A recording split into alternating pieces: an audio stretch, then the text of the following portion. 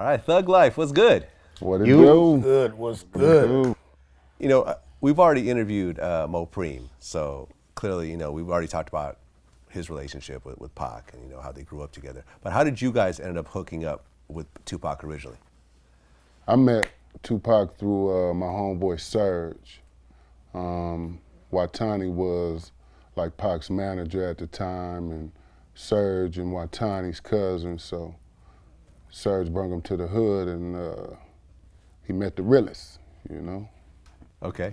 And what hood was this? Inglewood. Inglewood, L.A. Yeah. Okay. And Yeah, you? man, and me, I actually met Pac through Coolio. Me and my boy Rated R. Shout out to my boy Rated R, locked up right now. Superstar Rated R. Rated R. Yeah, no doubt. We had a group called Double Jeopardy, and actually Coolio was working with us at the time. So, it was like a dream come true, bro. One day he told us just to meet him at the hotel. He had a surprise for us. So we ended up going to the hotel over there across the street from the Comedy Store in Hollywood, and we knocked on the door, and first person to come to the door is Tretch from Naughty by Nature. You know what I mean? So we walk into this room. We got Tretch in the room, Coolio in the room. We look in the corner. It's Tupac sitting in the corner, right? So we ended up kicking it that day. We, started rapping and had a cool little cipher going on. And next thing you know, Pac slid us his number and told us to get at him. Next day we called him.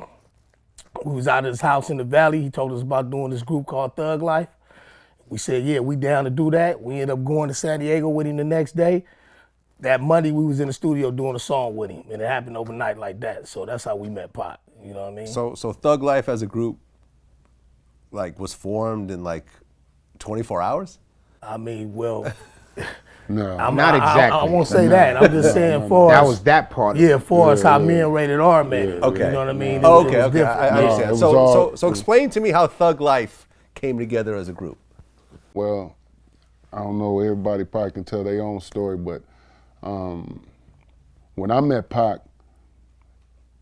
I already had a project. I had my own record label, and when I met him, he came to my video and a bunch of little stuff. So I was already in the mix of things. So he said he wanted to start this thing called Thug Life.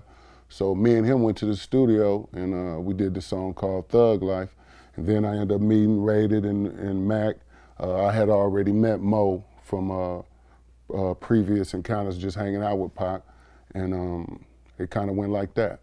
To be honest, the way it happened, man, Pac handpicked all of us, bro. Real He talk. had a vision of doing this group called Thug Life, and he basically handpicked everybody and put us all together as a group. You know what I mean? And that's how it really happened. Okay.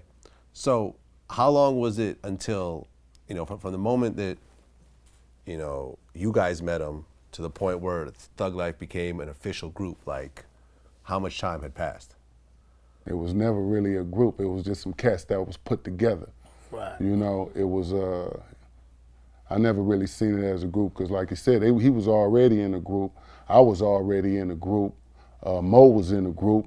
Everybody was already in groups, so it was just kind of a combination of everything. And the original Thug Life album is not the album that came out. The original Thug Life album got Richie Rich on it. That's where, some of the songs came off, like How Long Would They Mourn Me with Nate Dogg. Some of those songs was on the original Thug Life album. Like I'm Losing It was on the original Thug Life album. It was a bunch of songs that was on that original Thug Life album that Interscope didn't want to be a part of it at first. Okay. Pac forced it on him by screaming it and doing it himself. And let me also give some shouts out for real though to Man and Babes, because it wouldn't be no Thug Life album. And Mike Cooley. It wouldn't be no Thug Life album if it wasn't for Man and Babes, because they the one put up the bread. Okay. Yeah, most definitely. And also what was going on that no one got to hear that original in its original form, because if people remember at the time there was censorship issues going on. C. Dolores Tucker. Yeah. They were going after everybody. Body Count, us, 2 Live Crew, so Right. we had to water down Everything. the album. Okay, so just so I get the timeline correct, Tupac dropped his first album, right? Tupacalypse Now. Tupacalypse Now. Yeah. And then the Strictly album came Strictly out. for my niggas. Was the second album. Right. Then Thug Life. Then Thug Life. Okay. Then Me Against the World. Then Then All Me Eyes Against the on Me. World. Then Makaveli. So you guys were right there between Strictly and Me Against the World. Right. And I Get Around was on Strictly? Yeah. Yeah. Okay, and that was the big song. Right. That came out. That's on what that. kind of blew Pac up. That's Yeah. that single. Exactly. But let me state this though for the timeline. When Tupac did Strictly for My Niggas and when he did Tupacalypse Now, Pac didn't have that Aunt Your Mama rag on his head and he wasn't showing that Thug Life tat. That didn't come. So basically what I'm saying is the Pac that the vision of Pac, if you close your eyes and see Pac and ask somebody the vision or image of Pac, they're gonna always see that image of the guy with the Aunt Your Mama rag on his head, shirt off and showing his Tupac tat. That came when he got with Thug Life. So the person and the image that the world really fell in love with and embraced to this day came from the Thug Life era. So at what point did Tupac get the Thug Life tattoo across his stomach? When he started this group, when we got this group going. When he got the tattoo, he came to my home. The same night he got the tattoo, he came to my homeboy house. And that was after we did the song. You feel what I'm saying? So, I mean, you know, people can say what they want to, but the truth is, you know, LA and California living, man, especially in LA, you know, the home of the gangbangers and all that, you know, was a big influence on Pac. No doubt, no You know doubt, what I'm saying? no It doubt. was a big influence on him. So I don't know where Thug Life existed before, because I was on some Evil Mind stuff. So Right. you know, Thug Life, when it was just like the perfect word and the perfect example for what was going on and what we was living. Bro, Where, go ahead, Mo. where early on, back in while we were doing the Strictly album, you know, Pac had also came up with 50 Niggas. And that's what we was working on first. And 50 Niggas kind of morphed into Thug Life because we had some of the same principles, you know. And Thug Life was more inclusive and it was a better idea. So that's what, you know, we decided to smash with. Right. Yeah. As far as the image though, bro, this too.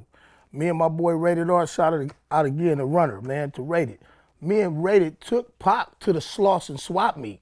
And when we did the interview with Fab Five Freddy, and we had on those Dickie overalls, and the Thug Life stitched on it in the front, and the Thug Life beanies with Thug Life on it, that was me and Runner that took Pac to the swap meet, and we was all up in the swap meet getting this gear and this image and creating this image of how Thug Life was gonna be presented to the world. You dig what I'm saying? Well, this and the I'm just saying, coldest like, thing for about us, it. LA and the West Coast, This the it thing was a about it. collective. That image is already, it's a gangbanger's image. You feel what I'm saying? The image is a gangbanger's image. That tattoo across the stomach. Right. It's gangbangers in LA been doing that from day one. Exactly. You feel what I'm saying? So even the you know, just the whole image was a street image. Yeah. So by you representing the streets, you got to get what the streets is, what's going on in the streets, Right. and present it to the world, and that's what he did. You know. Right. So you guys were affiliated with which gang? Oh, I was affiliated with some real gangs. Okay. Yeah. Crips? But, I mean, it don't even matter what I was, see, because this is what I learned. This is what I learned. This is Okay. what I really learned about life. It don't matter if you're a Crip or a Blood, see. It's us against the system. You feel what I'm saying? So it's everybody against us. So I don't promote my hood. Okay. Because the reason I say is because there's so many rappers now, you know, that's Bloods and they yell Crip and Blood. But I got homies and really cats in these streets really died behind that. So that ain't nothing to play with. Them rags, you'll never see me with a blue rag on my head. You'll never see me with a red rag on my head. And I'm really from a hood. You know, I went to jail at 15 for, you know, doing some things that I wasn't supposed to do. Okay. Because I was serious about it. So when it comes down to the gang thing, so I don't touch on where I'm from. You feel what I'm saying? Because the media would love to run with that. But if you ask some cats from the streets, they'll tell you. They'll tell you. That's As why far as me, man, anybody that know Macadoshis know that I'm a hustler. You feel me? And I'm in the streets and I fuck with everybody. From Bloods to Crips, East Side, West Side, Compton, Watts, Inglewood, I'm everywhere.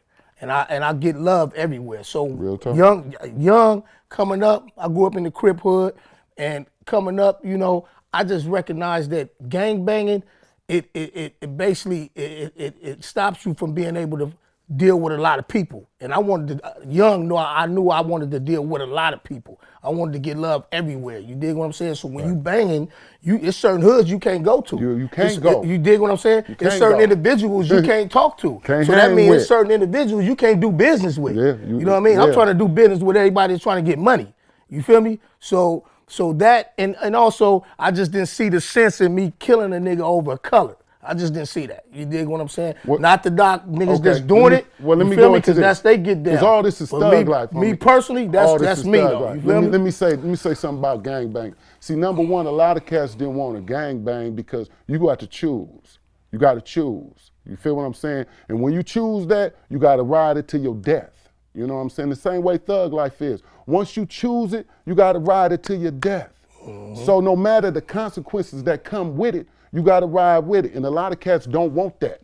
You feel what I'm saying? They don't want that. Because one day you're going to be by yourself and you're going to be with some cats that is going to be some problems with. So that's why I try to get to these young rappers now. You can, thug life to me representing everybody. Exactly. When you start representing just your hood, you got, it's cats that, if you really are from a hood, it's cats that done killed from your hood, that done killed somebody, some people from other hoods done killed your homies. Right. And if you keep promoting that, all you creating is more of a problem. That's You know what I'm saying? That's what I think, you know, the world found attractive about thug life, because we were more inclusive, you know, because it's about the economics. The poor, broke, disenfranchised, abused, come with it, no matter black, white, whatever. If you out in them streets, you know, y'all can relate to what we was talking about. Against the World comes out, and Dear Mama was on it. And I felt that's what took Pac into superstardom. You know what I'm saying?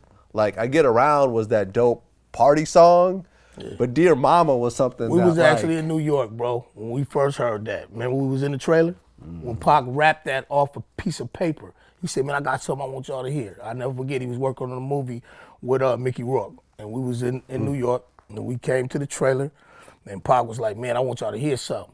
And he spit Dear Mama off the paper. And we was all looking at each other like, yeah, that shit dope. You know what I mean? But if people were paying attention, Pac had been making socially conscious songs. Yeah, like Brenda's Got a Baby. Yeah. You know, Keep Your Head Up. And, you know, it was just, Right. But Dear Mama was the one that was just like the timing of it, because, you know, Brenda's Got a Baby and Keep Your Head Up was on his first album. All the hip hop fans were fucking with it. But like Dear Mama, Keep Your Head Up was on the second album. I'm sorry, on your second album. But I'm saying, like, Dear Mama, that was something that everybody could relate to. Yeah, you know what I mean? No doubt. Especially when he was in jail at the time. Right, and he had the #1 album in the country in jail. Mopreme, last time we talked about how Pac got beat up by the police, and you took the photo, right, of his face all bruised up and everything. When you look at what's happening now, when you look, you know, all the videos are coming out of police brutality, you know, young black kids getting killed, getting choked out, and the police walking. How do you guys feel about that? And number one, do you think do you think that it's getting worse, or do you think that there's just more camera phones out there and social media so more people can see it? Bro, this shit been going on. Been going Day on. one.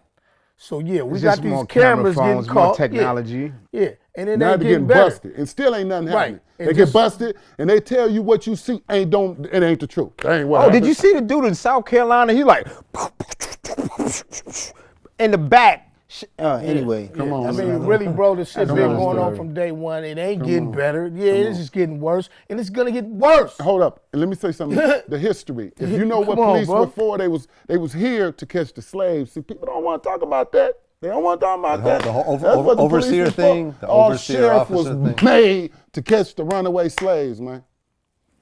Just a little history. Have you guys had situations with police? Please. What? I tell you what, I mean, in terms of getting beat up by police and everything. Man, Come look, on, I was in homie. a crack epidemic in the 80s when you was getting slammed on your face Have on you the ever been ground in a slapped? hot ass sun. Have you ever been slapped? Come on, man. So you got slapped by the police. Knees in the back Slapped of the by the head, police. choked out. What? What? Come on, What? man. They choked my homeboy out, not him, my other homeboy out, and almost killed him, man. Right in front of my face, man. Or laid down in the mud when Come they on, turn man. the water on, Come so you on, can man. your face all down in the mud, Come getting on, water man. all, then you damn near drowning. And You better not get up. Let me say something about the police, man. on, The man. real talk is, it's never gonna change because the people who come to patrol the hood is not from the hood.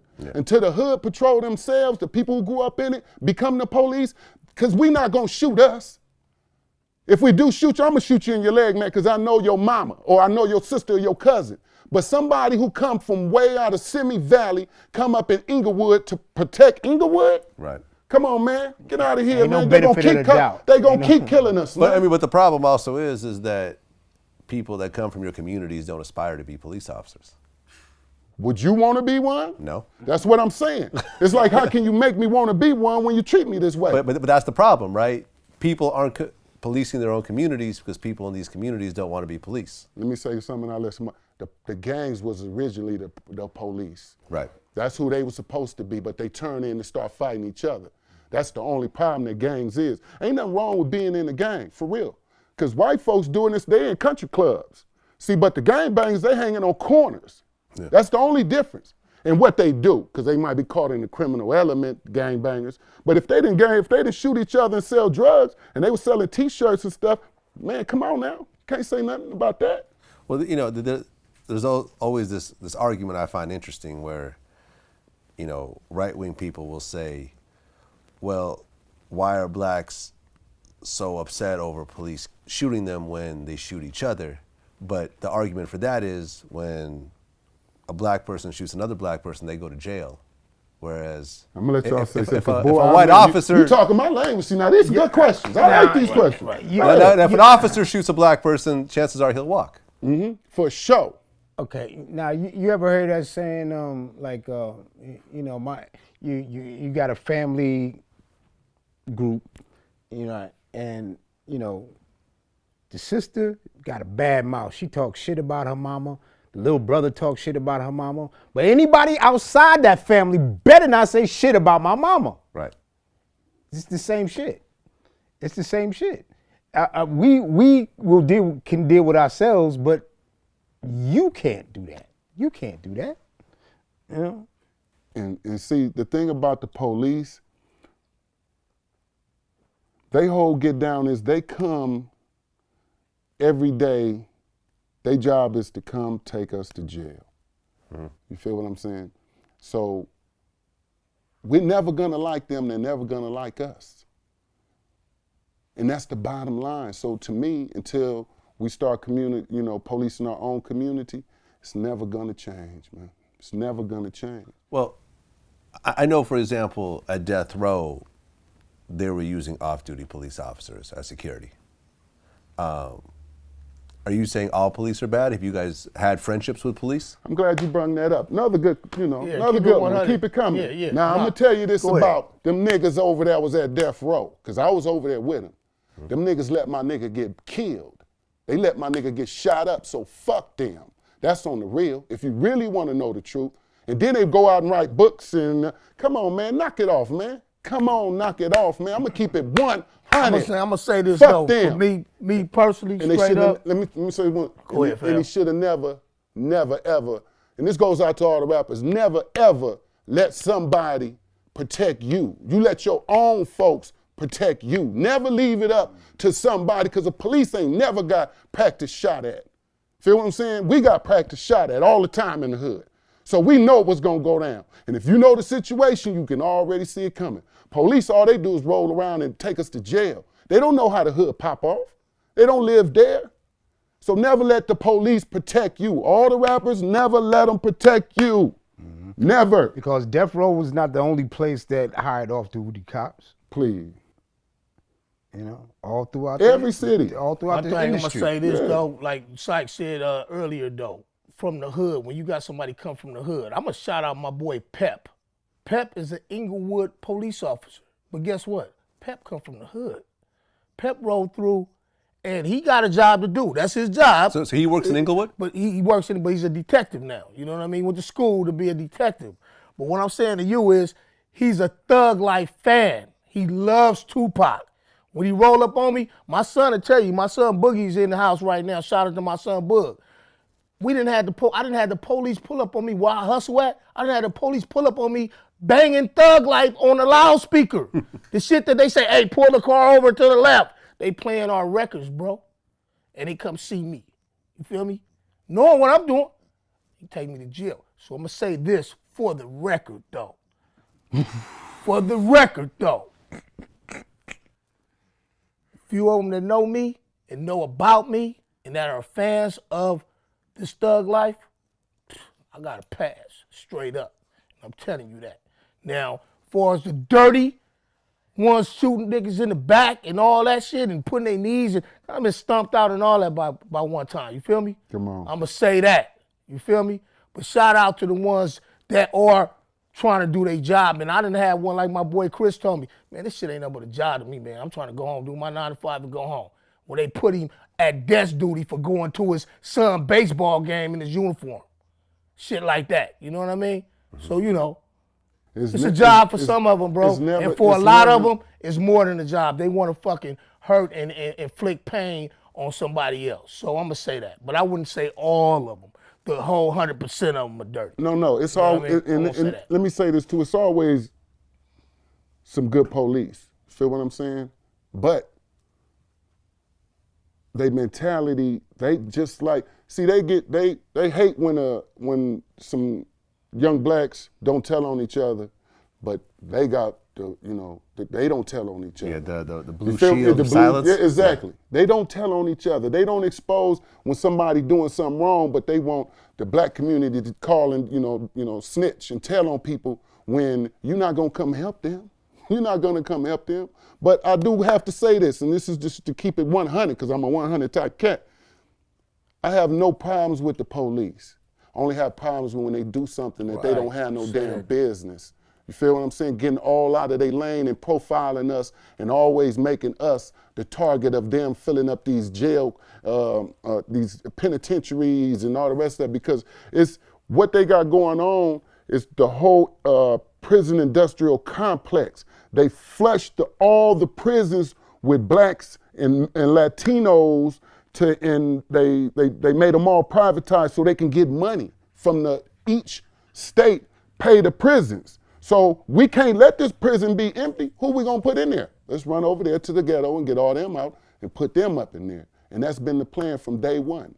But people, the world don't wanna look at it for what it is. They want it to, oh no, they doing something wrong. Well, same thing that we doing in the black community, they doing it in the white community, they doing it in the Asian community, they doing it in the Latino community. Everybody's doing the same damn thing. There was more people in the group that are actually here today. Of course, Tupac is gone. Rated R was in the group? Rated R. Yeah, Rated R, man. Okay. Rated R was in the group. Rated R locked up right now, Real hood cat, real bang. Real solid. That's real my little brother from the sandbox, you know what I mean? So he got off into something, man, and it just got him locked up right now, man. But, we repping for him. Oh, for sure. Like he's still here. So, you know what I mean? That's what's up. So just like Pac still here with us, Runner still here with us. Straight up. And Yaki Gaddafi and all our loved ones, man, they still here, man. And Stretch was in the group as well. Yes, sir. Shout out to Stretch. Like I said, Thug Life, man, wasn't no group. It was a lifestyle, man, that cats was already living. We family before anything. All we did was put it on wax. You know what I'm saying? Put it on so now it's put it on digital. So that's all it was. It was just representing the streets. And you know what, Vlad, let me say this, bro. You know what we are though, bro? Really, we a movement. Thug Life was a movement, and that's what Pac really started. He wanted people to recognize Thug Life as the lady that had to work 3 jobs and come in 3 o'clock in the morning. That was Thug Life. You dig what I'm saying? The single parent mother, the single parent father. That was Thug Life. It wasn't even really about the gangbanging aspect of it or, stuff like that. It's the people. We was the voice for the struggle. and people that were stuck in the struggle and struggling like us. And that's why I think we got so much love and people related to us so much, because we spoke from that point of view. You know what I mean? We was giving it to them just like they was living it. We was living it for real. And we was speaking on shit that we was living. I was still serving when I was rapping. You know what I mean? So the shit was really real. You know what I mean? It wasn't like no made up shit and we just making this shit up. We was really living that, bro. Yeah. Still in the hood. You dig what I'm saying? So, you know. Okay, so the song "Running from the Police," was that on the Thug Life album or done around the time?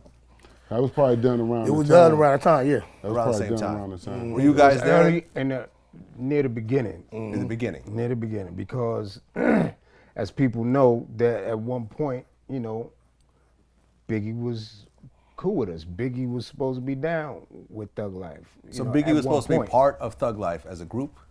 Pac wanted Biggie to rep for the East Coast. Rep Okay. Thug Life for the East Coast. Still doing this shit, but repping Thug Life, you know.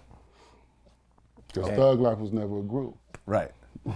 So It were was you just guys a bunch of cats representing. See, but in order to get the money, we had to put forth something that looked like That's a what group. Interscope came up with. Okay. Y'all get together and let's. So- You were gonna be in the group. So when "Running from the Police" came out, were you guys there when they recorded it? No. No. No.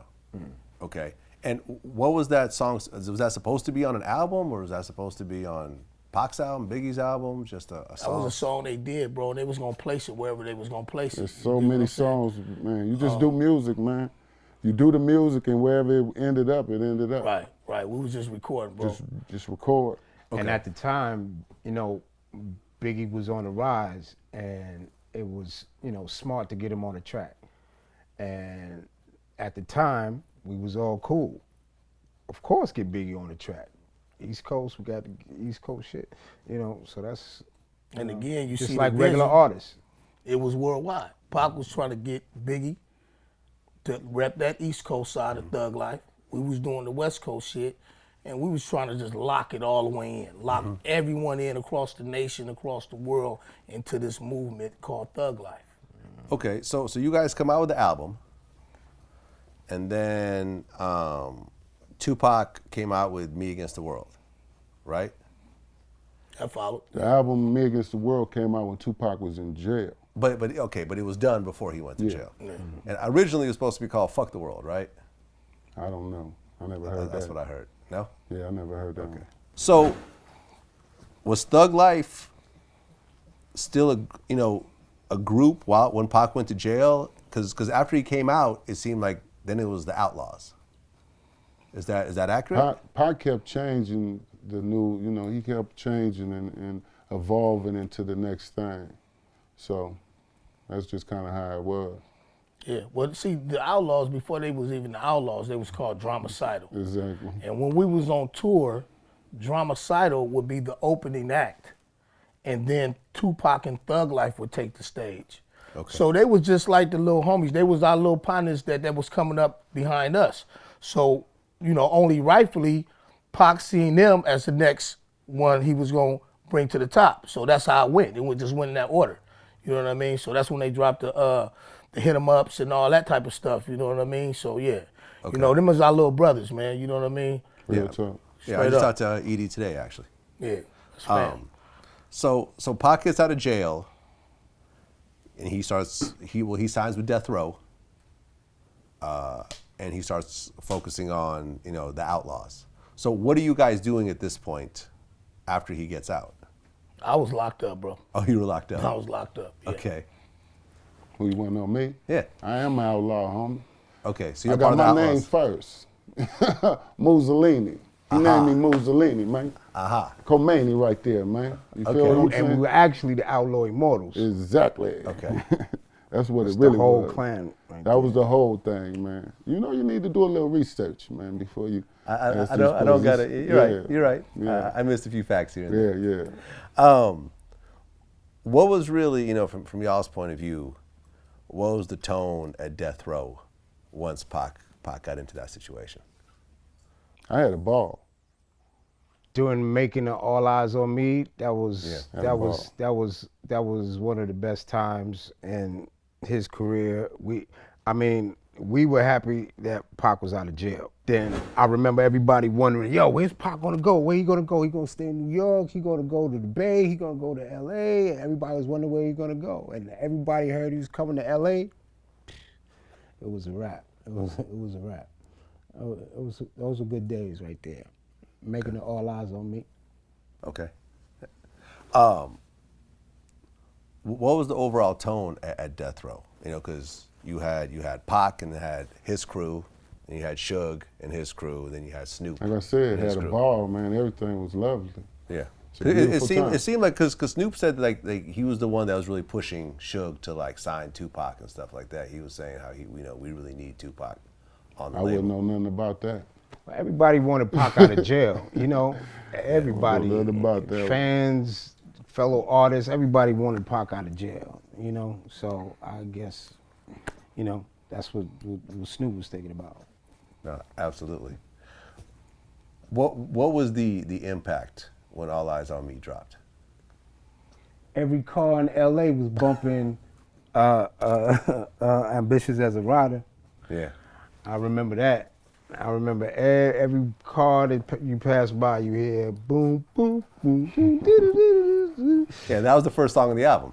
Yeah. Yeah, I remember when you first heard that, it's like, okay, Tupac's back. Yeah, and he's back. He's back. He's back. Right. Yeah. No, and then before that, you first heard California Love, I guess was that single California Love released was before second, the wasn't it? album? I remember hearing. 'Cause you know how you usually release a single before the album. I could have sworn I heard California Love before I heard the actual album. I think the first single was California Love. Yeah. Yeah, that was definitely, and I remember when I heard California Love, because, you know, a lot of times, you know, okay, this artist went to jail, you know, they're not going to recover. It's, you know, people going to look at him a certain type of way. Jail changed him, but Pac came out like Came out hitting, bro. hitting. Came out And- screaming, and it's- fuck and it's- the and it's- world, fuck the system. His whole work ethic Fuck all was his just, you know, that's one thing I can say I definitely got from Pac is like speed it up, bro. You know what I mean? I remember you told me one time, Mac, you gonna miss the flight, bro. You know what I mean? You gotta finish that up. You know what I'm saying? So he was so fast, bro. I used to just be like, wow, this dude to sit down and just start writing and just be like, look like scribble, but the shit was all dope ass lyrics, but he was fast with it. So definitely his work ethic, man. I really admire Pac and learned a lot from him as far as his work ethic. When he got out and did All Eyes on Me and dropped them 2 double CDs, I think I heard he was going from studio to studio, from room to room, just boom, boom, knock it out in this room. I'm finna go listen to the beat in this room. Boom, knock that out in that room, go back to that room, boom, boom, and just was killing it. Yeah, I heard he used to fire producers that wouldn't make beats fast enough. Yeah, that dude was a beast, man, a beast. My little brother was a beast for sure. Okay, so he comes out on Death Row, and the album goes crazy. What really led up to the whole Makaveli thing, and why the change into Makaveli? Like what and why like, you know, the Makaveli album didn't even have Tupac's name on it. It was like a totally different name. I mean, all the Tupac fans knew, obviously, but what was the reason for the whole transition? You got to ask the Outlaws because they was around at that time. Okay. You know, I wasn't around at that time. So you guys started to hang out a little bit less? Yeah, I went back to the streets. I went back to what I did best at the time. Okay. And my child was being born, so I needed to tend to that. But you know, if you listen to Makaveli, though, if you listen to Makaveli, I had to tend to that. right? Yeah. If you listen to Makaveli, man, Pac just that was his thing, bro. He could tap into a certain type of energy. You know what I mean? Because to me, you know, Makaveli had that dark, mysterious kind of. That's one of my favorite records off of him. For Straight Pac. up classic. And Me Against the World, one of my favorites, both of them. But yeah, he went more on the dark end on that Makaveli shit. Like, And you know, when he was in jail, he had read the Prince, the Makaveli, Okay. the book. Yeah, the he book. actually read the book in jail, so I'm sure that had influence on Right. him too. You know. For him to come out and name, you know, giving people aliases, it was just something new to me because I didn't know who the hell he named me. You feel what I'm saying? I didn't know who the hell he was. You know, but had to look him up. what he did do was he made real street cats start reading without having to be in jail. You know, that's what he did. You guys started to move away a little bit. You were in jail. Yeah. You went back to the streets, and you had a child. So you guys were spending less time with Pac. Yeah. It Last was the 4 months. outlaws' turn, the young Yeah. boys' No turn. doubt, no doubt, no doubt. Yeah. And it wasn't by choice, bro. It was like Mo said, it was the outlaws' time to shine at that time, and we was, you know, where I was at. Syke was doing his thing, and Mo was tending to what he needed to tend to, which is family. So, you know, it was still all love. We don't ever want nobody to get it twisted. Oh, Pac wasn't fucking with them. It wasn't no love right there. It was always love, bro. Right. We was a family first and foremost.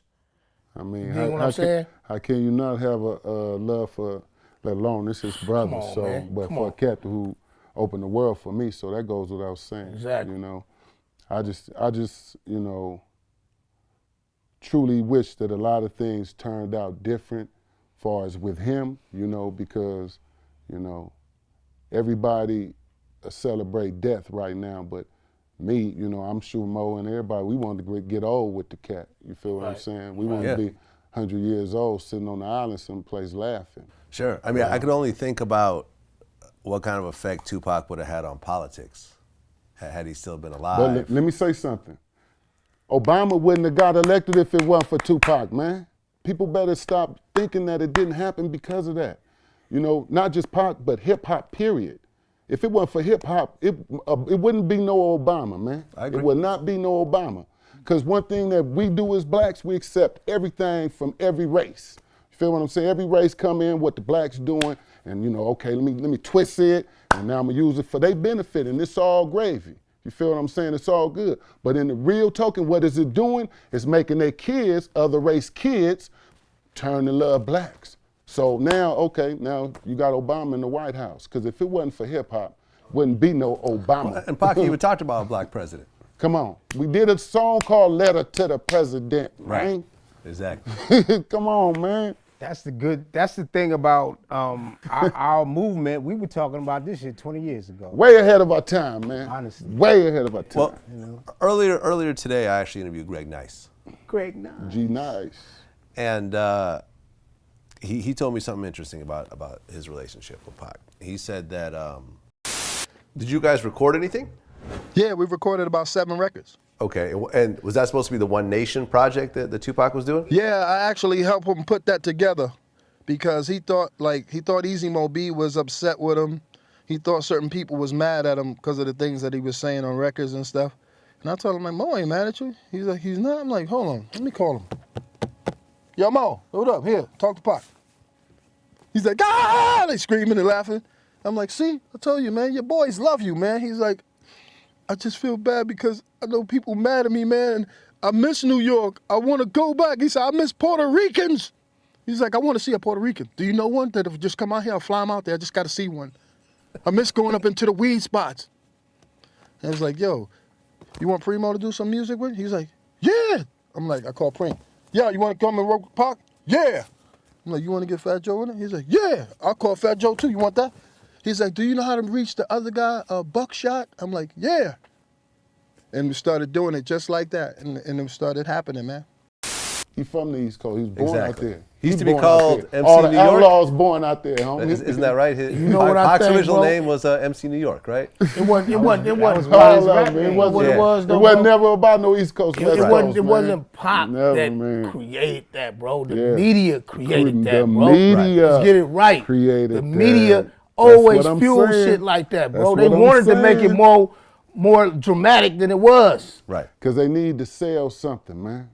That's why they want, people love to talk about the violence and the bad, Yeah. you know, because that's more entertaining, more Right. shock effect Right. than a good story, you know, about when he left, when Pac, I seen him put $100 in this lady's diaper, and matter of fact, it was more than 100, couple $100 in the diaper of a kid in Southeast St. Louis. Remember when we was in East St. Louis? The worst place on the planet, homie. I promise to you. I done been to every ghetto, every projects in every city in America. And East St. Louis was the worst place I she still ever. remember that, too. Man.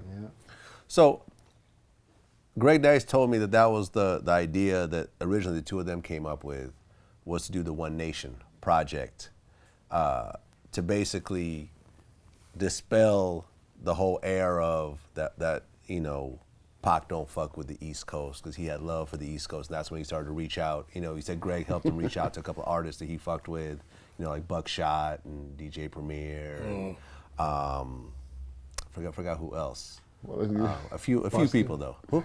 Busta Rhymes. Yep. Yeah. Exactly. Do you know what happened with that project? Yeah, it's still in the vaults. No, it ain't. Got leaked? I mean, it's legal, but it's still in the vault. No, it ain't.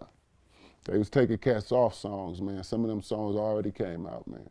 They pulled off lyrics. They took off who they wanted to take off, man. You know, and that's real. So a lot of Pac's original music, thank God for the bootlegs, because you wouldn't hear half of that stuff, homie. You're in its original form, you know, with the cats he chose to do the songs with, you know, and that to me, that's what's important, because at this point, the stuff that you're getting, you know, from a couple albums in is like, they decided what they wanted to do with it. Right. You know, the powers that be. Yep. Are you guys involved in the movie at all? Nah. Mo? No comment. No comment. LT Hutton is, I guess, the producer. Oh yeah, nothing but love for LTs. Yeah. Yeah. And I know Edie. I did an interview for it, but that's about it. Okay. Yeah, I'm supposed to have a little small role in it, but it is what it is, bro. Our thing is this, man. We here to let the world know Thug Life as a whole is back, bro. And we And really we on never tour. left, and we on tour. Yeah, You see and we this on hat, tour. it say Still Thuggin'. That's the name of the tour, Still Thuggin', the official Thug Life Still Thuggin' tour. And we coming to a hood near you. For real. Please believe that. Now with the whole Thug Life thing, break down the acronym and what it really means. The hate you gave little infants fucks everyone. Explain that. The hate, the neglect that kids get when they're in their young developing years, and they don't get that love can turn rotten, and it's what you don't want to see in the streets. And not only that, it also means that kids, if you take a bunch of different race kids and put them out in the playground, they just gonna play, they don't worry about the colors. It's what parents in the society teach them kids that make them racist and make them prejudiced and make them turn out to where they don't like people they don't even know. So that's the hate that you give in America is given to the young kids, you know? That's the truth. Some people are put here to party and say nothing when they have an opportunity to say something. Right. But Pac took it upon himself to represent people less than him and a race of people that's been getting done wrong the whole time. 1,000 years from now, Tupac's gonna be white. Bob Marley is gonna be white. It's gonna be white? He's gonna be white. But what does that mean? That means they're gonna change the color of him. Like they did to Jesus? But the same thing they did to Jesus. Because Well, everybody know Jesus wasn't white. Right. Right, but back then there wasn't video phones and, you know. Because if you really do cameras your and history stuff. on Jesus, you can find out when Picasso painted him, painted the picture of Jesus. No, it wasn't Picasso. It was hold on. What, Da Vinci? Was it Leonardo da Vinci? Yeah. Whoever it was, the picture of Jesus is his brother. The original picture of Jesus, they told him, no, you can't put that picture up, homie.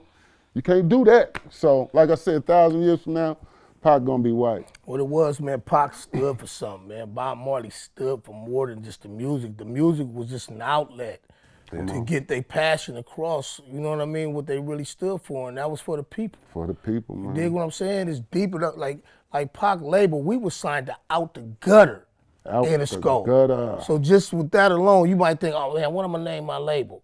He named his label Out the Gutter, Because that's where he felt he came from, out the gutter. And we all came out the gutter. That's why I'm telling you, man. That's why I say Pac handpicked us. Out of a million, to this day, I just got to chill over my face, bro, on my arms right now. Because you know what? I'm always love and appreciate Pac, like Syke said, for making our dream come true, bro. Out of a million people that just wanted to shake this man's hand or get an autograph or take a picture with him, we was chosen to do an album with this man, to tour with this man, to really know him as a friend, not just with the music. And that's special, homie. That set us apart from everybody else. Yep. Now look at this. Believe that. The reason, and another thing about Bob Marley and Tupac, it's so many people eating off a Bob Marley photo. It's so many people eating off a Tupac photo, man. Yeah. All them T-shirts. That means you create your presence on this planet. Oh, yeah. Made it so somebody can eat off of you that you never met and never gonna meet you. Feel what I'm saying? That's why I say they in a minute, because when people know, society know that these certain people, thousands of years from now, people still gonna be talking about, they gotta get control of it. I call Tupac a McDonald's because he on every corner. So I interviewed the Outlaws a while back, and we actually kind of broke the story. Was that they talked about how that after Tupac died, the Outlaw smoked his ashes. Is that true? Yeah, it's definitely true. I think it was the night of his had a little memorial for him. Oh, I tell you what, I smoked his ashes, but I didn't smoke them at the beach. I smoked them at the penthouse on Wilshire. But not me. Yeah, I did. That was my dog. Yeah, no, I love him too, man. And I give him a shout out every day. So you actually took part of Pac's ashes and then went up and smoked in the penthouse? That's gonna be on TMZ tomorrow. That's gonna be a TMZ. Yeah, I tomorrow. did it. Yeah, that was my nigga. That's So were the Outlaws? He would always talk about it. He would always talk about it. Well, he said it in one of his songs, right? Songs, he would talk about, yeah. Nigga, when I die, burn me up, smoke my ashes, nigga. Y'all gonna get hella high. Yeah. Did you mix it in with some weed also? Of course. Okay. Good chronic. Right. Do you remember what kind? No, I don't remember. It was chronic. It was some Definitely chronic. That's all that was out at the time. Okay. So essentially what happened was what he was he was cremated after he died, and then you just took a piece of his ashes and then went up and rolled it up and. Oh, no, his ashes was placed in his bedroom, and family would different times go back and spend time with the ashes. And during that time is when we did it. It was a bunch of us, a few of us in the room, and we smoked. Can you it say seemed natural. It seemed like what was supposed to happen. Okay. Were the Outlaws with you? I believe one of them, I don't remember exactly who was in the room. I think my cousin Moo was there, I was there, maybe a couple other people, but yeah, it was more than me. What was the experience like? I mean, when you actually did it, was it what you thought it would be? No, it wasn't no, it was it's like smoking some weed, man. That's all. It was like did you get high? Did you get high though? Was you high though? Did you get some visions? I was emotionally lyrics fucked up, come to you. The important thing, we was just trying to do what he wanted us to do. Okay. It was, that meant something to still be able to do something that he wanted us to do. Why do you think the family denied that this happened? Because all of them didn't do it. Wow. Probably, They didn't know they was smoking on them. Yeah. Mm-hmm. Yeah. I mean, it's a hell of a story. It's a hell of Hey, a hell of let me a tell you way something. to end the Ain't on chapter. nobody like Makaveli the Don. Real talk. Nobody. So everybody ain't as privileged as us, Everybody didn't have that opportunity to spend time with him. No doubt. Like Mac said, because this right here is like the core. There's a few of us missing, but we part of that core of The Thug beginning Life. of it. The movement that's all over this genesis world. All of you it. motherfuckers overseas Yeah. talking about Thug Life. Y'all Yeah. can't get the fuck out of here, man. Right. I interviewed Bone Thugs and Harmony, and I guess they talked about how when you say fuck all the bullshit, we all thugs. Was there some sort of thing over the thug name or something? I mean, yeah, it was some words said by Pac on the box before about who is these dudes claiming thugs and all of that. You know what I'm saying? You know how he was, a little hard-headed, and then, but once we all seen each other and face to face with it, it got squashed real quick. Right, because it ain't like Pac made up that word. Right. You know, he did kind of own it to a certain degree, but you know, you guys, I didn't really see the connection until you guys said it just now. Yeah, it had to be because there wasn't no friction. We was first. Come on, man. Come Period. on, man. Dot. The Thug Life tour, man. Yeah, we did a whole tour pushing the through movement. their city too. What happened and there ain't was nothing but love for the Bone too. Yeah. What happened was that was one of Pac my favorite Tupac songs ever. Like the Thug Love song with Bone Thugs was just incredible. Yeah, they talented brothers. Yeah. So, go on though. Yeah, but what happened was Pac took the project to Easy to see if he would put it out first. And he turned it down.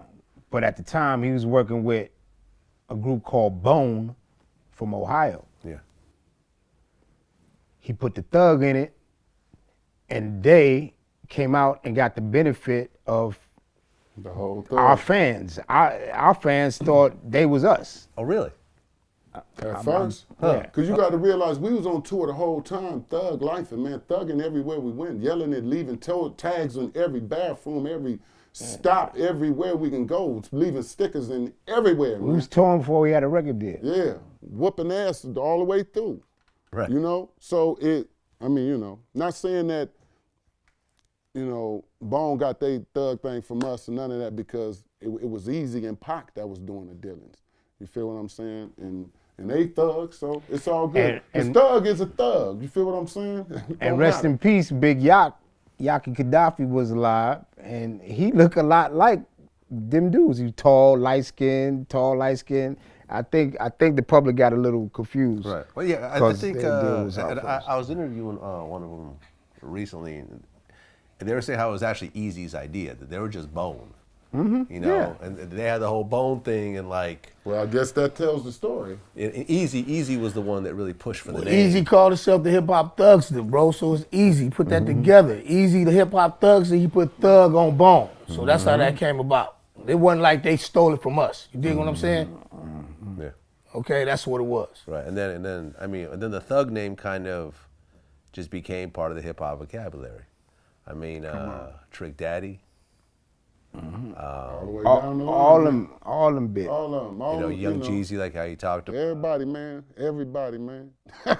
Everybody, even the R&B cats went thugging. Oh, Feel yeah? what I'm saying? You can look at them all. Who thugging in All R&B? of them, man. Look at their image. Huh? We influenced a lot Look of dudes. what happened with the whole R&B thing before '96. What was it? What did you see? Then look at it from that point on. All the R&B cats turned thugs. See, because everybody wanna Kanye be even real. put Thug Life in his record. Yeah. Am I lying? Yeah, he yelling thug life. Bright But lights, he's the thug far- life. he's the Oh, yeah, farthest- yeah, yeah, right, he's right, the right. farthest We don't thing get- from a thug that you can find, homie. Yeah, you're right. He did. Yeah. He's the farthest all, from a all thug the you lights. can find. Yeah. Thug Yeah, life. I ain't lying. every I ain't day. All of them I ain't yelling gonna lie to thug you. life. Rihanna, all of them, man. All Rihanna. of them, man. Come on, man. This is the original right here. You finally get to see it. 20 years later, man. So what's next for you guys? Tour. Still thugging too. Still thugging tour, More man. money. More Coming money, to a yeah. hood near you. And we here to put on for Pac, rest in peace, and for all the homies that's really from this thug life, bro. You know what I mean? We here to bring it all. back that nostalgia, all, that let it era, all. that whole feeling of cradle to the grave. How long will you mourn me? Bury me a G. Shit don't stop. Don't get it to all them classics. We finna bring it to you. You Yeah. feel me? To a hood near you.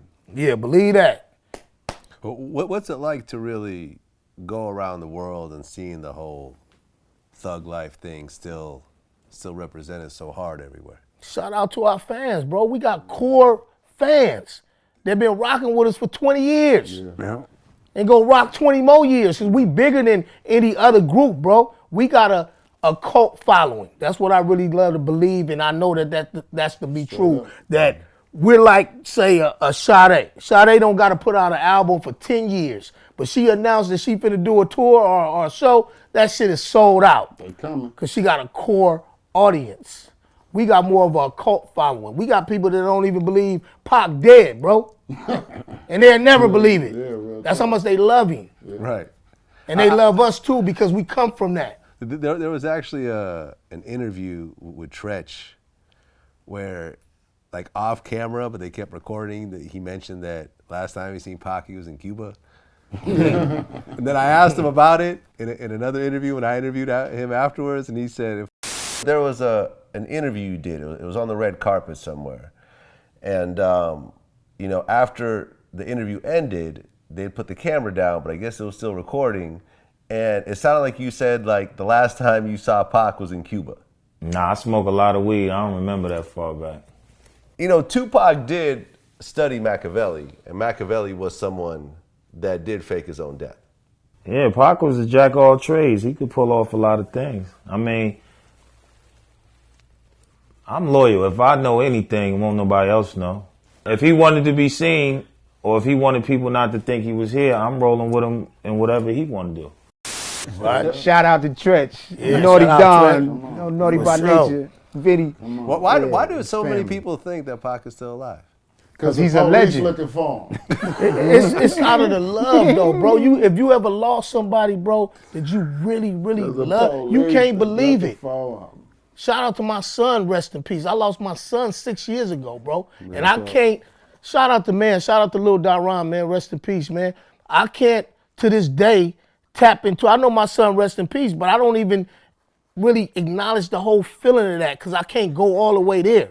All I know is my son somewhere out of town and I'm going to see him again. You dig what I'm saying? He's somewhere else. But as far as just not being here, it's hard to accept that, bro. And with the love that people have for Pac, it's hard for them to accept that. They probably really do deep down inside know he's deceased, he's no longer with the living, but they don't want to accept that, bro. So they refuse to accept it. So in their mind, he's still living somewhere. I mean, I guess certain things like him coming out with an album called Makaveli, and Makaveli faked his own death. You know what I'm saying? Like he was always ahead of his time, man. And to go back on, I don't mean to cut you off, Mo. Go back on the question you just asked, man. I done been to the Middle East, man, and the ghettos in the Middle East, man, and they had Tupac picture and Thug Life spray painted on the wall, homie. It means something way more bigger than, they got a gang in Africa called Thug Life, man. Really? Do your research. Haiti too. Yeah, come on, man. It's all real, homie. The impact that this right here made is gonna be here long. for real. Everybody worldwide can relate. For real, to, bro. if you're coming from a poor, disenfranchised environment anywhere in the world, you can relate to our shit. Yeah. And actually, I just interviewed, last month, Napoleon. Move. In Saudi Arabia. Exactly. Assalamu alaikum, brother. That's where he lives now. That's We right. worldwide, man. That's a little bro right there, and he repping where he at. We Don't worldwide believe that. international, man. Come on, man. We just look like this, man, but we worldwide, man. Worldwide, homie. Catch me in a liquor store near you. Anywhere on the planet. Yeah, we done travel the world, man. No doubt, no doubt.